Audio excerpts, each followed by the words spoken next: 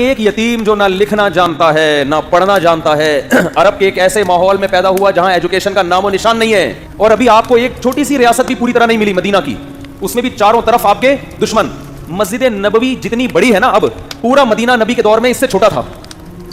سمجھ میں آ رہی ہے؟ جو مدینہ شہر تھا نا، آج جو مسجد نبوی ہے مدینہ شہر اس سے چھوٹا تھا۔ کوئی ماہر آدمی ہو نا، آپ کو بتائے گا مسجد نبی کے اندر یہاں حضرت ابوبکر کا گھر تھا، یہاں حضرت عمر کا گھر تھا، یہاں حضرت ابو ہریرہ آیا کرتے تھے، یہاں یہ ہوتا تھا، یہاں پوری مسجد نبی کے اندر پوری مدینہ کی تاریخ ہے۔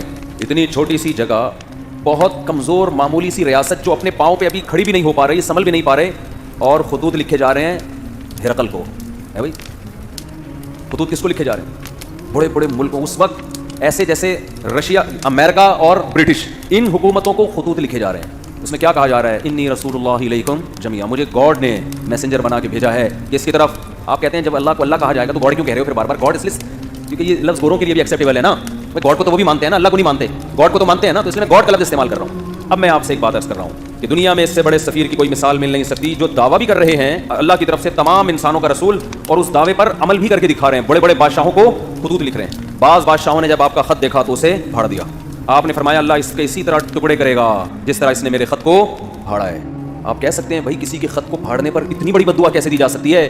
بات یہ ہے کہ دعویٰ جتنا بڑا ہو اس دعوے کا انکار بھی اتنا ہی بڑا جرم ہوتا ہے۔ اس کے ذمہ لازم تھا، کیونکہ نئے پیغمبر کا لوگ انتظار کر رہے تھے، لوگوں کو یقین تھا کہ حضرت عیسیٰ ابن مریم آخری نبی نہیں ہے۔ عیسائی بھی انتظار کر رہے تھے، یہودی بھی انتظار کر رہے تھے۔ ایسے موقع پہ اگر کوئی دعویٰ کرے تو دعویٰ سنتے ہی اس کو پھاڑ ڈالنا یہ اللہ سے دشمنی لینے کے مترادف ہے۔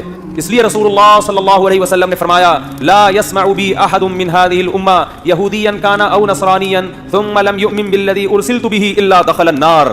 فرمایا میری پوزیشن یہ نہیں ہے کہ کوئی میری دعوت سنے، اس کا دل چاہے تو مان لے، دل چاہے تو نہ مانے، نہ نہ نہ نہ نہ۔ میری حیثیت یہ ہے کہ اس امت میں کوئی یہودی عیسائی میرے بارے میں سنے اور پھر تحقیق کر کے مجھ پر ایمان نہ لے کر آیا تو اس کا ٹھکانہ جہنم کی آگ ہے۔ اس نے اس کو ویلیو کیوں نہیں دی؟ بالکل اس کی مثال ایسے جیسے کلاس روک کر ایک شخص کہہ رہا ہے مجھے پرنسپل نے بھیجا ہے، اور ٹیچر اس کی بات کو لفٹ کرانے کے لیے تیار نہیں ہے، تو آپ کیا سمجھتے ہیں پرنسپل چھوڑ دے گا اس کو؟ اور وہ کہہ بھی رہا ہے کہ میں سب پوری کلاس کے لیے پیغام لے کر آیا ہوں، اور پیغام بھی بہت اہم ہے۔ آج لبرل لوگ اعتراض کرتے ہیں نا، یہ کیا بات ہے محمد صلی اللہ علیہ وسلم پر کوئی ایمان نہ لے کر آئے تو جہنم میں جائے گا، اتنی سی باتوں پہ جہنم، یعنی وہ کہتے ہیں نا یہ لوگ ذرا ذرا سی بات پہ کہاں پھینک رہے ہوتے ہیں؟ جہنم میں ڈال۔ بھائی اتنی سی بات ہے نہیں، کیونکہ دعویٰ یہ کہ مجھے خدا نے بھیجا ہے۔ اب آپ کے ذمے ہے کہ آپ تحقیق کرو کہ یہ اپنے دعوے میں جھوٹے ہیں یا سچے۔ آپ اس کان سے سن کے اس کان سے نکالنے کا آپشن آپ کے پاس ختم ہو گیا۔ ابھی آپشن نہیں ہے آپ کے پاس کہ ادھر سے سنیں اور ادھر سے نکال دیں گے، یار یہ مسلمانوں کے مذہبی معاملات ہیں، چھوڑو۔ آپ کہہ سکتے ہیں کہ کیا دلیل ہے آپ کے پاس کہ محمد ابن عبداللہ صلی اللہ علیہ وسلم اس دعوے میں سچے تھے؟ کیا دلیل ہے آپ کے پاس؟ ہم کہتے ہیں 1400 سال پہلے جو آپ کی نبوت کے برحق ہونے کے دلائل تھے وہ تو تھے، وہ لوگوں نے اپنی آنکھوں سے دیکھے۔ 1400 سال کے بعد جو آپ کے برحق ہونے کے دلائل ہیں وہ پہلے سے بھی زیادہ ہیں، وہ اس سے بھی زیادہ ہیں۔ اگر خدا محمد صلی اللہ علیہ وسلم کو میسنجر بنا کے بھیجتا اور یہ نہ کہتا کہ یہ آخری پیغمبر ہیں، تو خدا کے ذمے محمد صلی اللہ علیہ وسلم کی تعلیمات کی حفاظت بولو نہیں تھی۔ اللہ کہہ دیتا کہ ان کی تعلیمات جب مسخ ہوں گی تو میں دوسرا پیغمبر بھیج دوں گا۔ خدا نے محمد ابن عبداللہ صلی اللہ علیہ وسلم کے بارے میں 2 دعوے کیے، یہ میرے میسنجر ہیں اور لاسٹ میسنجر، ان کے بعد کوئی نبی نہیں ہے، کیونکہ ساری دنیا کے سارے انسانوں کے لیے۔ اس دعوے میں اللہ نے ایک اور دعویٰ کر دیا کہ ان کی تعلیمات کو میں قیامت تک کے لیے محفوظ کر دوں گا۔ اللہ کے ذمے تھا کہ محمد صلی اللہ علیہ وسلم کی تعلیمات کی حفاظت کرتے۔